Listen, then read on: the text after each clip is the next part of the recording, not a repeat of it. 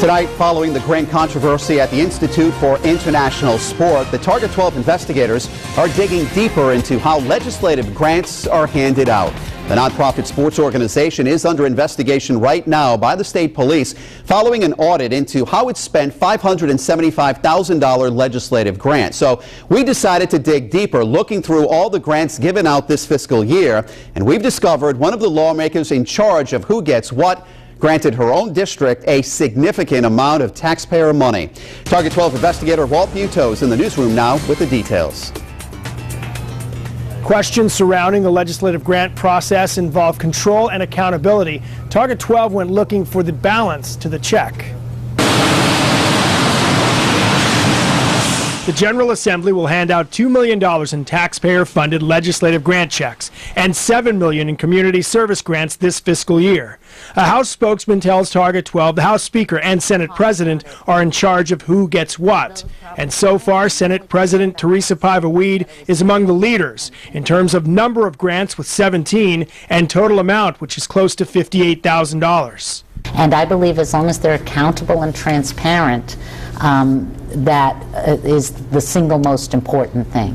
But former state rep Nick Gorham, who filed a lawsuit to stop the grants, claims there's no accountability for who gets what and how they spend it. Well, first, I think the Constitution prohibits it.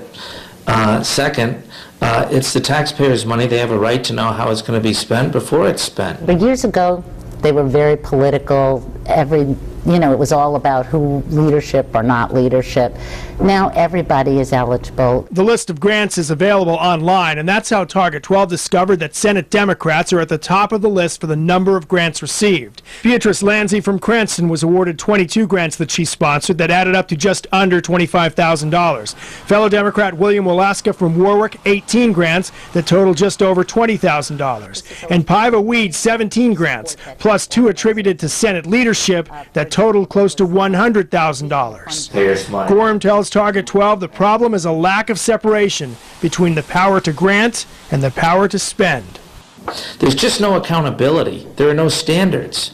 It's just pure discretion on the part of somebody up in the State House. According to a state audit, the Institute for International Sport accounted for less than a third of its $575,000 legislative grant from 2007. In the newsroom with the Target 12 investigators, Walt Buteau, Eyewitness News.